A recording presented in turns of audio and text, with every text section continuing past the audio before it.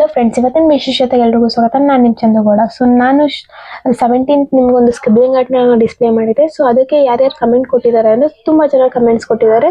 But ಆದರೆ ಅದ್ರಲ್ಲಿ ನೀವು ಕರೆಕ್ಟಾಗಿರೋ ಆನ್ಸರ್ ಯಾರು ಮಾಡಿರೋದು ಅಂತ ಅಂದರೆ ಅದು ಸಿಂಚನ ಅಂತೇಳಿ ಇನ್ಸ್ಟಾಗ್ರಾಮಲ್ಲಿ ಮಾಡಿರೋದು.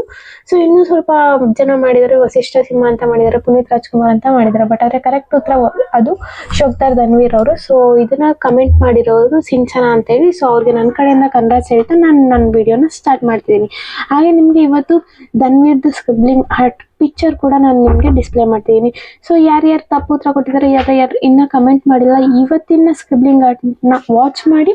ಸೊ ಹಂಗೆ ಕಮೆಂಟ್ ಬಾಕ್ಸ್ಗೆ ಹೋಗಿ ಯಾರು ಅಂತೇಳಿ ಕಮೆಂಟ್ ಮಾಡಿ. ಸೊ ನನ್ನ ದಿನ ಹೆಂಗೆ ಶುರು ಆಯ್ತು ಅಂದರೆ PG ಲೈಫ್ ಎದ್ದ ತಕ್ಷಣ ನಾನು ರೆಡಿಯಾಗಿ ಹೊರಟೆ ಬುಟಿಗೆ ಹೋಗೋದ ಅಂತೇಳಿ.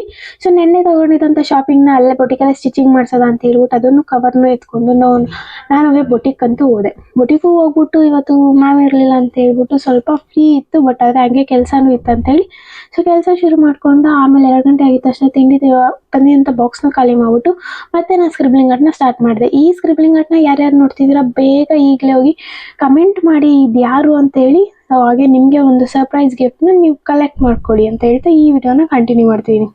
ಸೊ 3 ಗಂಟೆವರೆಗೂ ಅದನ್ನು ಮಾಡಿ ಆಮೇಲೆ ನಾನು ಮೆಟೀರಿಯಲ್ಸ್ ತರಬೇಕಿತ್ತಂತ ಮೆಟೀರಿಯಲ್ಸ್ ಅಂಗಡಿಗೆ ಹೋಗಿದ್ದು. ಮೆಟೀರಿಯಲ್ಸ್ ತೊಗೊಂಡು ಮತ್ತೆ ಬೊಟಿಗೆ ಬಂದು ಬೊಟಿಕಲ್ಲಿ ಎಲ್ಲ ಕೆಲಸನೂ ಮುಗಿಸಿ ಮತ್ತೆ ನಾವು ರಿಟರ್ನ್ ಹೊರಟ್ವಿ.